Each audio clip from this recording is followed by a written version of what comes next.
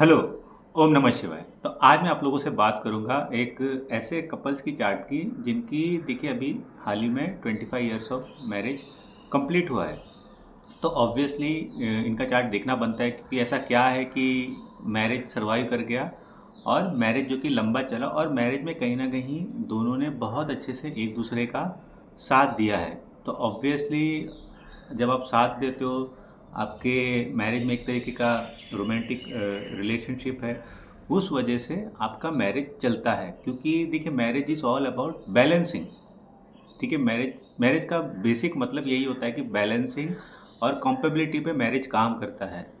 Attraction और एक तरीके से जो स्टार्टिंग पॉइंट चीज़ें होती है, जो हम देखते हैं कि लड़के का फाइनेंस, लड़की की खूबसूरती, ये बस स्टार्ट पॉइंट होता है। बट लाइफ पूरी कॉम्पेबिलिटी और अंडरस्टैंडिंग में चलती है मैरिज पे। तो आज मैं आपको दो चार्ट दिखाऊंगा जिनको मैं 2 साल से उनके फैमिली का ही मैं पूरा कंसल्टेशन करता हूँ और मैं ऑब्वियसली उनको इन डेप्थ जानता हूँ। उस वजह से मैं आपको यहाँ पे उस चार्ट से और भी चीज़ें बता सकता हूँ एक तरीके से, और इन डेप्थ बता सकता हूँ कि कैसे मैरिज सर्वाइव होता है और कैसे सारी चीज़ें आप कह सकते हो कि मैरिज में जो भी प्रॉब्लम्स आती है कैसे उसको ओवरकम करके आगे देखा जाता है। और आपको कुछ चीज़ें ये भी समझाऊंगा कैसे कुछ प्लानिटरी प्लेसमेंट्स और कैसे कुछ भी छोटी मोटी जो चीज़ें होती है वो मैरिज सर्वाइवल का काम करती है करके।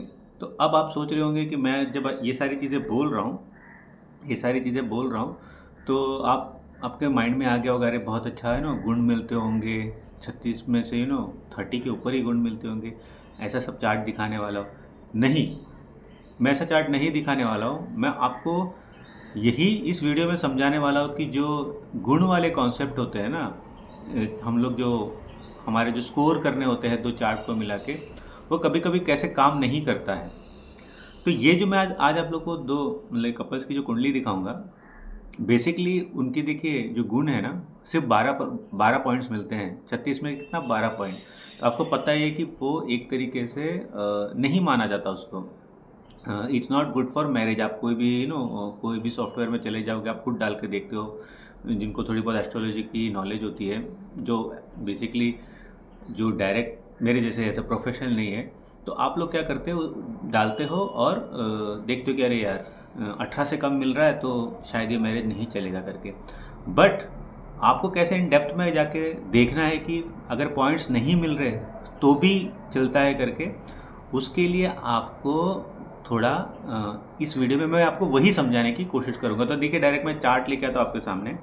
तो देखो पहला चार्ट आ गया आपका। तो ये बेसिकली देखिए ये चार्ट है क्या कहते हैं, हाँ, तो ये जो चार्ट है आप देखो मैन का चार्ट है, यानी हस्बैंड का चार्ट है। तो हस्बैंड के चार्ट में क्या है, ठीक है, पहले तो आप देखो Saturn and Ketu conjunction ascendant में है। अब 7th हाउस में राहु है। अब कोई देख लेगा ना ये चीज़ कि क्या कहते हैं 12% मैच हो रहा है और मेरे मेल के चार्ट में राहु भी 7th हाउस में आ गया है। बट ये जो राहु है ना, ये मूला नक्षत्र में है। दूसरी चीज़ वीनस जो कि आपके अगेन कहाँ पर है, 8th हाउस में है। तो यहाँ पे अगेन एक पैनिक सिचुएशन आ गया, कोई लड़की अगर ऐसे देख रही है कोई चार्ट को। बट मैरिज सस्टेनेबिलिटी के क्या चांसेस हैं, मैरिज सस्टेनेबिलिटी के आपको क्या चांसेस हैं, आप जाओगे नवमांश में। अब जब नवमांश में जाओगे ना, तो आपको वहाँ पे मिलेगा पाइसेस असेंडेंट। हमेशा याद रखिए, आपका मैरिज अच्छा बुरा क्या चलने वाला है, उसमें आपको 3 हमेशा राइजिंग याद रखने हैं। देवी के वास का पॉइंट, देवी जहाँ वास करती जहाँ कहाँ जाता है, इसके ऊपर भी एक दिन मैं वीडियो बनाऊंगा। कैंसर साइन, तुला राशि और पाइसेस साइन। अगर ये तीनों असेंडेंट में आपका राइजिंग हो जाता है ना, असेंडेंट राइजिंग हो जाता है खास करके नवमांश में, खास करके नवमांश में, दैट मीन्स 7th हाउस में प्रॉब्लम है आपके, नवमांश में और कहीं पे भी प्रॉब्लम है, मैरिज सर्वाइवल के चांसेस बहुत ज़्यादा बन जाते हैं। क्योंकि एज अ कैंसर असेंडेंट आपकी एक इन डेप्थ नेचर होता है नरिश करना उस मैरिज को। उसी तरीके से जब आप तुला राशि के हो जाते हैं असेंडेंट, आपका मेन मकसद होता है कि बैलेंस करना उस मैरिज को। कुछ भी प्रॉब्लम हो तो उसमें अंडरस्टैंड करना, उस पर काम करना।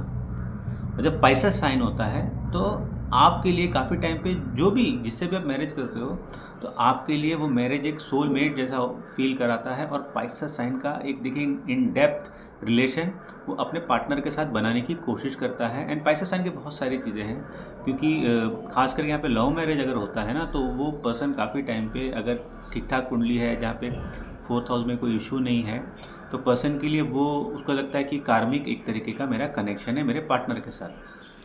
अब यहाँ पे क्या हो रहा है, जैसे आपको मैंने बताया कि पाइसेस असेंडेंट अब यहाँ पे हो गया मैन का। अब वो असेंडेंट लॉर्ड कहाँ पर है, 9th हाउस में। ओके, दूसरी चीज़ आपको क्या देखनी है कि ठीक है असेंडेंट लॉर्ड भी अब त्रिकोण में आ गया। दूसरी चीज़ है 4th हाउस में कोई प्लैनेट नहीं है, यहाँ पे मेलिफिक प्लैनेट नहीं है। दैट मीन्स मैरिज की जो स्टार्टिंग पॉइंट है जहाँ पे राहु आपको दिख रहा है इनकी कुंडली में, ठीक है, राहु आपको दिख रहा है, वीनस आपको 8th हाउस में दिख रहा है। तो मैरिज के स्टार्टिंग जो पॉइंट्स है ना ये धक्के में चले हैं, मतलब कि कुछ इश्यूज होते थे। वही देखिए ये जॉइंट फैमिली में रहते थे तो ऑब्वियसली सास देवरानी जेठानी के एक इश्यूज होते हैं, उसमें कैसे कैसे कैसे करके यहाँ पे वुमन जो है उसको इश्यूज होते थे। बट यहाँ पे मैं मेल की बात कर रहा हूँ, मेल की बात कर रहे हैं, यानी कि उनकी जो वाइफ है, यानी कि जो वीनस आपको जो दिख रही है यहाँ पे 8th हाउस में जो कि बैठा उसको कुछ ना कुछ तो इशू सारे जिस वजह से उनका अपने हस्बैंड के साथ, क्योंकि मैं अभी उनको हस्बैंड का चार्ट आपको दिखा तो उनको इशू हो रहे हैं वहाँ पे, इशू हो रही है कि वाइफ के थ्रू ऐसे ऐसे कंप्लेंट्स आ रहे हैं, देखो ना वो मेरे साथ ऐसा कर रहे हैं, मेरे साथ वैसा कर रहे हैं, कि ये सारी चीज़ें आपको देखने मिल रही है। बट अब यहाँ पे क्या हो रहा है कि मैरिज सस्टेनेबिलिटी के चांसेस ज़्यादा है, क्योंकि ये क्राइटेरिया क्या यहाँ पे हो गया, नवमांश में एसेंडेंट में पाइसेस साइन आ गया, 4th हाउस में कोई मेलिफिक इन्फ्लुएंस नहीं है, एसेंडेंट लॉर्ड जो कि आपका 9th हाउस में आ गया, वो भी कौन, जुपिटर आ गया। अब यहाँ पे 7th हाउस भी एम्प्टी है। दैट मीन्स अब मैरिज सर्वाइवल के चांसेस बहुत ज़्यादा हो जाते हैं। और दूसरी चीज़ ये है कि वीनस इनका देखिए 12th हाउस में है, और आपको पता है कि वीनस 12th हाउस में एक तरीके से उसका एक्सॉल्टेशन पॉइंट होता है, तो वहाँ पे वीनस चला गया है करके। देखिए वीनस की एक चीज़ होती है कि अगर वो वीनस आपका 12th हाउस में चला जाए एक तरीके से, खास करके मैन की कुंडली में ना, वुमन के बहुत ज़्यादा चांसेस होते हैं कि वो आपको हमेशा बैक एंड सपोर्ट दे। ये चीज़ याद रखिए, बैक एंड सपोर्ट दे। अब दूसरी चीज़ ये है कि इनका राहु देख लीजिए, सेकंड हाउस में है, नवमांश में। तो अभी मैं ये क्यों बोल रहा हूँ आपको, मैं आगे आपको समझाऊंगा। अब हम जाते हैं वुमन के चार्ट की ओर। वुमन के चार्ट में अब आपको क्या दिख रहा है, वुमन के चार्ट में आप देखो अगेन जेमिनाई एसेंडेंट हो गया, और जो कि आपका जो 7th हाउस है वो क्या हो गया आपका जुपिटर का हो गया, और वहाँ पे जुपिटर ओन हाउस में बैठा हुआ है। अब देखो दोनों में एक चीज़ कॉमन क्या है, जेमिनाई एसेंडेंट है, ठीक है। अब हम जब होता है ना कि हम काफ़ी टाइम पे बोलते हैं कि किस कुंडली में डिवोर्स के ज़्यादा चांसेस बनते हैं, तो हम यूजुअली पहला क्राइटेरिया क्या लेते हैं, क्या 7th हाउस का लॉर्ड 6th हाउस में है, क्या डुअल साइन बन रहा है क्या आपका, जैसे कि यहाँ पे बन रहा है, बट यहाँ पे दोनों का बन रहा है, यहाँ पे दोनों का बन रहा है। अब अगर आप वुमन के चार्ट में इन डेप्थ में जाए तो आप देखो जुपिटर 7th हाउस में है, तो जुपिटर 7th हाउस में जब आपके सैजिटेरियस साइन में हो जाता है तो यहाँ पे एक ये चीज़ होती है कि आपका जो हस्बैंड होता है, बेसिकली आप जुपिटर को अपने हस्बैंड से भी देखते हैं, वो हमेशा कमांड लेगा मैरिज में, वो हमेशा कमांड लेगा मैरिज में। अब यहाँ पे देखिए ऐसा नहीं हो रहा है कि वुमन जो है उसको इस चीज़ की हैमरिंग हो रही है, तो कहीं ना कहीं लगता है नहीं मेरे हस्बैंड एक तरीके से ही इज़ वेल एजुकेटेड, वो काफ़ी ज़्यादा समझदारी दिखाते चीज़ों में, और घर के सबसे बड़े बेटे हैं एक जॉइंट फैमिली में, और वो काफ़ी ज़्यादा बैलेंस्ड है, तो वुमन उस चीज़ को एक्सेप्ट कर लेती है। अब ये प्रॉब्लम कहाँ पे आता है, जहाँ पे जुपिटर है ना 7th हाउस में होता है और मैरिज काम नहीं करता है, जहाँ पे कपल्स एज ए न्यूक्लियर रहते हो, जहाँ पे ना वो भी कमा रही मैं भी कमा रहा हूँ, मैं तुमसे कम नहीं तू मुझसे कम नहीं, वहाँ पे ये जो प्लेसमेंट होता है ना ये वहाँ पे इश्यूज़ क्रिएट करता है। बट जहाँ पे आप एक हाउसवाइफ बन के गए हो और आपकी कुंडली में ये चीज़ है, और उस घर में आप जहाँ गए हो वहाँ पे हस्बैंड को पहले ही एक तरीके से काफ़ी आप कह सकते हो कि एक सम्मान के तरीके से देखा जाता है, everybody look up to him, ये वाला जब होता है तो आपके लिए वो एक्सेप्टेंस आप उस चीज़ को एक्सेप्ट कर लेते हो, हाँ ठीक है।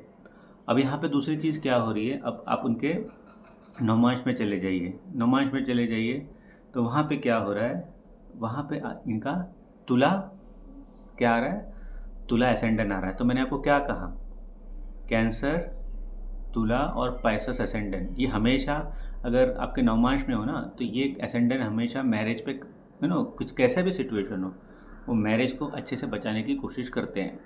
अब अगर आप देखोगे 7th हाउस का लॉर्ड मार्स जो है वो 6th हाउस में आ गया है, वहाँ पे सैटर्न एंड राहु के साथ है। तो हम यहाँ हमेशा यहाँ यही सोचेंगे कि हाँ यहाँ पे डिवोर्स के चांसेस बन सकते हैं करके, बट यहाँ पे नहीं बन रहे, क्योंकि आप देखो इनका 4th हाउस खाली है, 7th हाउस में कोई प्लैनेट नहीं है। दूसरी चीज़ आप देखो कि जुपिटर जो है ना वो आपके लियो साइन में चला गया है, जो आपको मैंने कहा कि वहाँ का जो जुपिटर है वो दिखाता है कि हस्बैंड में एक टॉप नॉच देख सकते हो, जहाँ पे वो गाइड करेगा हमेशा रिलेशनशिप में। और जुपिटर देखिए लियो में भी आप उसको एक तरीके से एक्सॉल्टेड ही समझिए। तो यहाँ पे क्या हो रहा है कि लियो जुपिटर 11th हाउस में बैठ के 7th हाउस को एस्पेक्ट कर रहा है। अगर ये एस्पेक्ट नहीं करता तो यहाँ पे हम बोल सकते थे कि भाई गुण भी नहीं मिल रहे, कुछ भी नहीं हो रहा है। यहाँ पे अब 7th हाउस का लॉर्ड 6th हाउस में भी चला गया है, तो यहाँ पे अब शायद हो सकता है सेपरेशन के चांस बने, बट ऐसा हुआ नहीं है। As the time goes on marriage और स्ट्रॉन्ग बॉन्ड में चला गया। अब यहाँ पे क्या हो रहा है, अब मैंने जो आप देखिए हस्बैंड की कुंडली बताई थी जहाँ पे राहु 2nd हाउस में था, तो मैरिज के स्टार्टिंग पॉइंट में इश्यूज़ थे ऑब्वियसली, जब एक नई बहू जाती है उसको इश्यूज़ होते हैं, सारा कुछ होता है, बट कैसे कैसे बिकॉज ऑफ द एसेंडेंट। अब दोनों के एसेंडेंट नवमांश में बहुत अच्छे हैं, ओके, बहुत अच्छे। इस वजह से क्या होता है कि पर्सन हमेशा वहाँ पे भी पर्सन बैलेंसिंग एक्ट का काम करता है, यहाँ पे भी बिकॉज ऑफ पाइसेस चीज़ें वो बहुत अच्छे से सोचता है, अच्छा ठीक है कार्मिकली पर्सन के साथ चीज़ों को लेके चलना है करके। अब आपने एक चीज़ और नोट की होगी कि जो एक्वेरियस साइन है वहाँ पे वीनस है, एक्वेरियस साइन में वीनस है। तो एक्वेरियस साइन में वीनस होने से क्या होता है कि देखिए यूजुअली काफ़ी आपने मेरे वीडियो में सुना होगा या एस्ट्रोलॉजर्स भी बोलते हुए सुना होगा कि एक्वेरियस साइन इसे कर्स्ड साइन। तो अगर नवमांश में उसमें अंदर कोई प्लैनेट होते हैं तो आपको शायद उससे रिलेटेड चीज़ें नहीं होती। तो देखिए वीनस गर्ल चाइल्ड भी आप एक तरीके से देख सकते हो, दोनों की कुंडली में नवमांश में वीनस है एक्वेरियस साइन में। तो इनको 2 लड़के हैं, कोई लड़की नहीं है, तो ये चीज़ें भी याद रखिए। अब जो मैं राहु का कह रहा था कि हस्बैंड के 2nd हाउस में राहु है, तो इन्होंने एक बार अपनी लाइफ में जैसे जैसे लाइफ चल रही थी गरीबी देखी हुई है, मतलब एक्सट्रीम लेवल की गरीबी देखी हुई है कि सब लॉसेस हो गए थे, सब कुछ अब हस्बैंड पे ही आ गया था। बट यहाँ पे वीनस ने बैक किया, यानी कि वाइफ ने बैक किया कि नहीं आप करो, हाँ मैं आपके साथ हूँ। काफ़ी ज़्यादा सपोर्ट किया उन्होंने इस चीज़ को लेके हस्बैंड को। और देखिए यही होता है अगर आपका तुला राशि एज एसेंडेंट चला जाए, खास करके जो वुमन में वो बैलेंसिंग एक्ट का काम करने लग जाती है, या तो फिर हस्बैंड का हो जाए तो वो बैलेंसिंग एक्ट का काम करने लग जाता है, वो समझाने लग जाता है अगर कोई भी प्रॉब्लम होती है रिलेशनशिप में। तो यहाँ पे ये चीज़ें हो रही है, तो आपको कुंडली में ये चीज़ें देखनी चाहिए कि नेगेटिव चीज़ें ज़्यादा हो रही है, जहाँ पे मेलिफिक चीज़ें ज़्यादा इन्वॉल्व हो रही है, या तो फिर बेनिफिक चीज़ें ज़्यादा इन्वॉल्व हो रही है। तो यहाँ पे एक दो चीज़ अगर आप पकड़ लो ना, एक दो चीज़ आप पकड़ लो मेलिफिक चीज़ें, बट बेनिफिक चीज़ें उसको ओवरकम कर रही है, उसको ओवरऑल उसको एनर्जी ज़्यादा प्रोड्यूस कर रही है। तो इस वजह से ऐसे मैरिजेस चलते हैं। अब आप वुमन के चार्ट में दूसरी चीज़ देखो, Venus and moon is conjunct in the 5th house. That means जैसे जैसे मैरिज होता है ना, एक देखिए मैरिज का पैटर्न होता है, यूजुअली होता है, सब में नहीं होता, कि वुमन फिर गृहस्थी वाली चीज़ों में लग जाती है, अपना ज़्यादा ख्याल नहीं रखती है, उसमें पड़ी रहती है। अब बेसिकली वुमन एक त्याग के इसमें चली जाती है, बट यहाँ पे ऐसा नहीं हुआ। अब ये सबकॉन्शियसली हुआ या तो फिर कॉन्शियसली हुआ। मैंने उनको ये पूछा था तो उन्होंने बोला नहीं मुझे भी उसका एक्चुअल में पता नहीं। जैसे जैसे उनकी एज होने लगी, जैसे मतलब 10-15 साल मैरिज में चले गए, क्योंकि 25 साल का मैरिज है, उन्होंने अपने आप को संभालना शुरू किया। वो कहीं ना कहीं एक गर्लफ्रेंड मोड में आ गए अपने हस्बैंड के साथ, मतलब बहुत ध्यान रखती है, बहुत ये करती है और एकदम यंग दिखती है। तो इसमें क्या है ना कि जब वीनस एंड मून कंजंक्शन हो जाता है ना, वो एक तरीके का इनसिक्योरिटी आप में तो प्रोड्यूस करता ही है, बट फिफ्थ हाउस का उसका प्लेसमेंट होने की वजह से वो क्या करते हैं कि वो अपने आप को जवान करने की कोशिश करते हैं। एंड एक जुपिटर का वहाँ पे आपको एस्पेक्ट भी मिल जाता है, तो ये एक तरीके से बहुत अच्छे से काम करता है आपकी कुंडली में। तो आप एक तरीके से, हम बोलते हैं ना कि जैसे जैसे मैरिज हो रहा है तो उस मैरिज को बूढ़ा नहीं होने दिया, उस मैरिज को जवान होने उस लेडी ने उस मैरिज को एक तरीके से अपने आप को उन्होंने देखा, तो ऑब्वियस इस मैरिज में एक आप कह सकते हो कि जवानी आ गई। उसमें हस्बैंड के ऊपर रब ऑफ इफेक्ट क्या हुआ कि वो भी हेल्थ देखने लगे अपना, क्योंकि उनको थोड़ा एल्कोहलिक, वो एल्कोहलिक हो गए थे बीच में, उन्होंने छोड़ा, वो अपना हेल्थ देखने लगे, अपने आप को देखने लगे, अपने आप पे काम करने लगे। तो इस तरीके से फिर मैरिज काम करता है। मैरिज में अगर हमेशा आपको एक प्रोजेक्ट दिया जाए ना एक तरीके से, और ऐसी कुंडलियों में जहाँ पे आप देखो कि हमेशा कुंडली में फ्रेजाइलिटी है कि भाई ऐसा भी हो सकता है, वैसा भी हो सकता है, बट हमेशा नवमांश में याद रखना एसेंडेंट देखो आप, एसेंडेंट देखो, अगर यही एसेंडेंट इनका अगर लियो हो जाता और दूसरे का कुछ सजिटेरियस हो जाता, तब बहुत चांसेस थे कि गुण भी मैच नहीं हो रहे तो रिलेशन इजीली टूट जाए, बट यहाँ पे नहीं हुआ। उसका रीज़न क्या है? बिकॉज एसेंडेंट जो कि दोनों का स्ट्रांग हो जाता था, एसेंडेंट स्ट्रांग हो जाता है, इस वजह से ये सारी चीज़ें हो रही है। अभी तो ऑब्वियसली बहुत अच्छा कर रहे हैं, अभी तो उनका एक बिज़नेस भी है जहाँ पे बच्चे बिज़नेस देख रहे हैं और एक अच्छी, काफ़ी अच्छी लाइफ है। तो ये पूरा जो वीडियो बनाने का मकसद क्या था कि गुण के ऊपर कभी मत जाना, बाकी चीज़ों को भी देखना बहुत ज़रूरी होता है एक मैरिज के लिए। वो फर्स्ट क्राइटेरिया नहीं होता, क्योंकि बहुत लोग यही करते हैं, बहुत लोग यही करते हैं।